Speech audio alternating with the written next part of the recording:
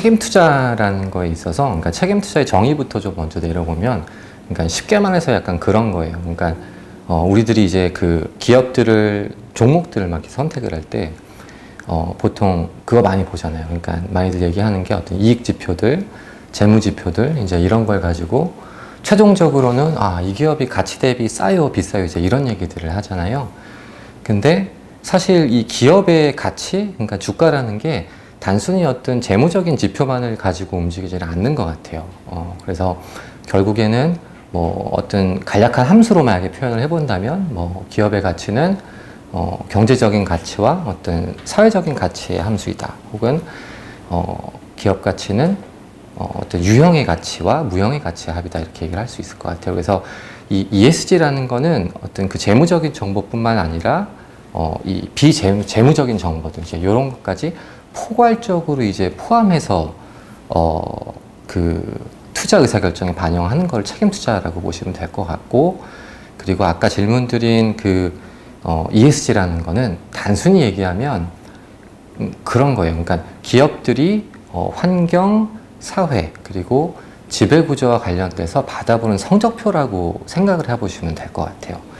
그러니까 이 ESG를 평가하는 전문기관들이 존재하거든요. 그러니까 해외에서는 예를 들면 뭐 MSCI나 그리고 블룸버그 그리고 로베코 같은 이제 전문 평가 기관들이 있고, 그리고 국내에는 뭐 대표적으로 서스틴베스트 그리고 KCGS 대신경제연구소 같은 이제 곳들이 전문적으로 이제 이런 것들을 평가를 하고 있습니다. 그래서 이 기관들이 이 ESG와 관련된 항목들을 평가를 할 때 이 각 항목들에 대해서 중요한 항목들을 골라내고, 그리고 가중치를 또 부여를 하고 이제 이런 것들을 상대적으로 평가를 해가지고 이제 ESG 등급을 매긴다라고 보시면 될 것 같아요. 근데 이제 이 ESG 등급은 그러니까 상대 평가를 해요. 그러니까 왜 그러냐면 그러니까 예를 들면 LG화학이나 뭐 삼성 SDI 뭐 이제 이런 기업들이 생산해내는 EV 배터리는 사실 그냥 직관적으로 딱 봐도 되게 친환경적인 비즈니스잖아요. 근데 반대로 한국전력 같은 경우는 그 기업의 비즈니스 그냥 그 태생 자체가 예전부터 그러니까 발전 사업이었고, 이 발전 사업을 영위함에 있어서 석탄화력 발전소의 비중이 사실 굉장히 컸죠. 예, 근데 다만 이런 한국전력 같은 기업도 탈석탄을 선언을 하고 이제 구조를 바꿔가려고 현재 노력은 하고 있죠. 근데 이제 이런 기업들을 사실은 한국전력과 어떤 그 SDI나 LG화학을 애플 투 애플로 비교를 하게 되면 사실 되게 불공평하잖아요. 예, 예. 그래서 그런 이유 때문에 상대적으로 평가를 한다라고 보시면 될 것 같아요.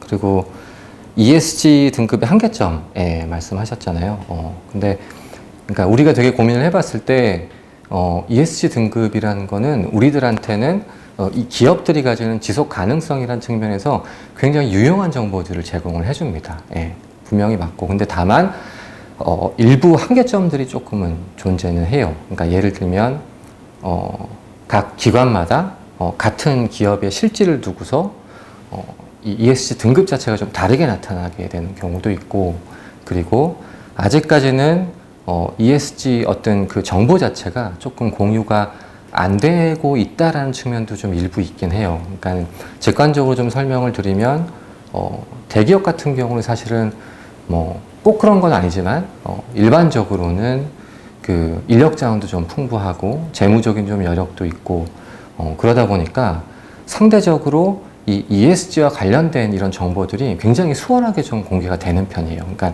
홈페이지나 지속가능 보고서나 아니면 공시를 통해서 효율적으로 좀 공시가 그래도 잘 되고 있는 편이고, 그리고 이에 대한 대응도 사실 수월한 편이에요. 예. 근데 반면에 중소기업 같은 경우들은 실질적으로 기업 탐방을 가보시면 아시겠지만 그 기업 IR을 하시는 담당자분께서 그 CFO도 하시고 아니면 경영 관리 업무도 하시고 이제 그런 경우가 사실은 좀 많아요.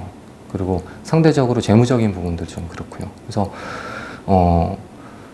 이런 정보들이 공개 자체가 사실은 좀 잘 안 되고 있는 거죠. 상대적으로 중소기업들은.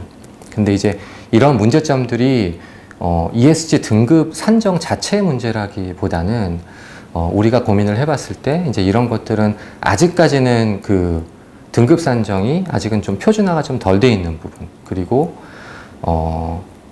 이 등급 자체들이 결국에는 지금은 아직까지는 좀 공개가 안 되고 있긴 하지만 얼마 전에 그 금융당국에서 이제 밝혔듯이 지속 가능성 보고서도 최근에는 그 의무화를 현재 추진을 하고 있습니다. 그래서 5년 단위로 끊어가지고 일단은 자율 공시부터 좀 먼저 추진을 하고 있고, 그리고 그 이후에는 일정한 재무적인 수준 이상 되는 기업들부터는 이제 그 지속 가능성 보고서를 의무화하는 이제 이런 것들이 좀 준비가 되고 있습니다. 그래서 장기적으로 보면 결국에는 이런 어떤 구조적인 한계점들은 점차 극복이 되고 나아지는 방향으로 갈 수 있다라고 생각을 하고 있습니다.